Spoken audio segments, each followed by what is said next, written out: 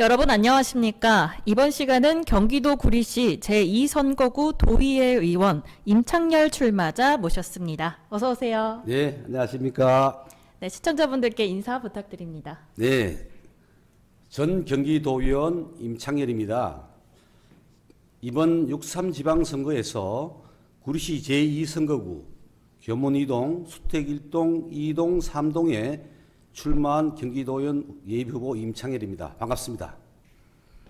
저는 수택 1동 주민자치위원장을 시작으로 구리시 8기동 주민자치협의회장, 체육회 이사, 구리시 시정자문위원, 한국공인중개사협회 구리시 지회장을 역임하며 오랫동안 지역 현장에서 시민과 함께 해왔습니다. 특히 토평동 부지를 무상 임대해 마련한 수익금으로 조선가정과 한부모 가정 아이들을 위한 여름 캠프와 체험 활동을 꾸준히 운영하였으며 아이들이 마음껏 뛰놀고 꿈을 키울 수 있도록 노력해 왔습니다.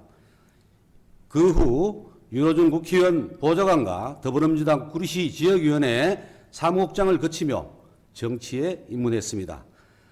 지난 7회 지방선거에서 65%라는 지지로 경기도 의회에 입성한 이후 본회의 출석률 100%, 상임위 출석률 98%를 기록하며 성실한 의정활동을 펼쳐왔습니다. 또한 전국 최초로 명예서방 서장제 조례를 제정하였으며 13건의 조례 재개정을 통해 시민안전과 생활 개선에 힘써왔으며 왕숙천, 불암천 준설, 도시가스 공급, 지하철 민원 해결 등 현장에서 직접 뛰며 문제를 해결해 왔습니다. 그 결과 행정사무감사 우수위원, 우수의정대상을 수상하며 지역에서는 민생 해결사라는 평가를 받고 있습니다. 앞으로도 시민의 삶 속에서 답을 찾고 반드시 결과로 보여드리는 도의원이 되겠습니다. 감사합니다. 네, 제 10대 경기도의원을 하고 이제 재선 도전이신데요. 이렇게 다시 한번 출마하게 된 이유나 배경이 있을까요? 네, 저는 10대 경기도의원을 지내며 전반기 안전행정위원회 부위원장으로서 구리 소방서 신축 이전 예산 320억을 확보하고 부지 선정과 용역비 확정까지 직접 추진해 왔습니다. 또한 후반기 도시환경위원장을 맡아 윤호중 국회의원과 구리 시민 여러분과 함께 11개 시군과 치열한 경쟁 끝에 경기도 최대 공공기관인 GH 경기주택공사를 구리시에 유치하는 성과도 만들어냈습니다. 하지만 지금 이 중요한 사업들이 멈춰 있거나 더 이상 진척되지 못하고 있는 것이 현실입니다. 뿐만 아니라 돌다리 사거리 랜드마크 조성 사업, 수택고 인근 아이타워 건립 사업, 하수종말 처리장 지하 사업 등 구리의 미래를 좌우할 핵심 사업들도 제대로 추진하지 못한 채 지연되고 있습니다. 특히 토평 2지구 개발이 단순 주택 공급에 머문다면 구리는 결국 베더타운에 머물 수밖에 없습니다. 여기에 더해 구리교육지원청의 신설과 조속한 착공을 반드시 추진하여 아이 키우기 좋은 교육도시, 미래 세대가 머무는 도시 기반도 함께 만들어 가겠습니다. 재정 자립도가 27%에 머물러 있는 구리시가 지속적으로 성장하기 위해서는 미래의 먹거리를 만들고 멈춘 사업은 다시 움직이게 하며 막힌 길은 반드시 뚫어야 합니다. 그래서 저는 다시 출마를 결심했습니다. 집권 여당의 힘있는 도의원으로서 멈춰있는 구리시를 다시 움직이게 하고 다시 성장하게 하고 다시 꿈꾸는 구리시를 반드시 만들어내겠습니다. 네, 막힌 길은 반드시 뚫어야 한다고 말씀해 주셨는데요. 그렇다면 구리시의 이 다양한 현안 문제들 중에서 어떤 거에 좀 더 중점적으로 생각하고 계실까요? 네, 현재 구리시가 직면한 가장 큰 현안은 세 가지라고 생각을 합니다. 첫째, 서울 편입 문제입니다. 지방은 점점 소멸 위기에 놓여 있는데 서울 수도권만 계속 팽창하는 것은 국가 균형 발전 정책과도 맞지 않습니다.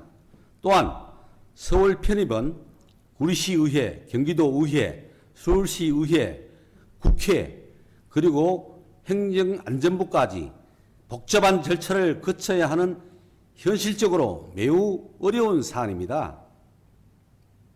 그럼에도 불구하고 민감한 시기에 시민을 분열시키는 단순 포퓰리즘에 지나지 않으며 바람직하지 않는 정책이라고 생각합니다. 둘째, 구도심 도심 복합개발 및 재건축 재개발을 통한 주거 확보 문제입니다. 현재 구리시는 재정비가 진행 중이지만 사업성이 부족해서 속도가 매우 더딘 부분이 있습니다. 용적률 상향 등 제도 개선을 통해서 사업성을 높이고 무엇보다 기존에 살고 계신 시민들의 주거권이 반드시 보장될 수 있도록 해야 합니다. 저는 부동산 전문가로서 구리시와 경기도 그리고 중앙정부와 긴밀히 협력하여 현실적인 해결책을 만들어 가겠습니다. 셋째, 토평 2지구 개발 방향입니다. 만약 2만 세대 이상의 아파트만 들어선다면 구리는 결국 서울로 출퇴근하는 베드타운에 머물 수밖에 없습니다. 단순 주거가 아니라 미래 먹거리를 만드는 도시로 가야 합니다. 그래서 저는 토평 2지구에 디지털 플랫폼 기반 산업과 K컬처 공연장 등을 유치하고 양질의 청년 일자리와 청년 신혼부부 주거를 함께 결합한 자족형 도시로 발전시켜 나가겠습니다. 구리는 지금 매우 중요한 선택의 기로에 서 있습니다. 도시가 정체될 것인가 아니면 스스로 성장하는 도시로 도약할 것인가. 저는 구리의 미래를 바꾸는 선택을 하겠습니다. 네, 서울 편입 문제, 주거권 확보 문제, 토평이지구 개발 방향 이렇게 세 가지 문제 짚어주셨는데요. 그렇다면 지금까지 의원님이 이루어진 성과나 이렇게 좀 어필하고 싶은 부분이 따로 있을까요? 네, 앞서 말씀드린 것처럼 저는 현장에서 답을 찾고 결과로 보여드리는 도의원이라고 생각합니다. 특히 10대 도의원으로 활동하면서 가장 크게 느낀 점은 구리시의 재정 자립도가 매우 열악하다는 현실이었습니다. 그 구조를 바꾸지 않으면 아무리 좋은 계획이 있어도 결국 실행할 힘이 부족하다는 것을 의정활동을 통해서 뼈저리게 느꼈습니다. 그래서 저는 지난 4년 동안 무엇보다도 예산 확보에 집중해 왔습니다. 연도별로 보면은 2018년 총 490억 5천만 원, 2019년도 총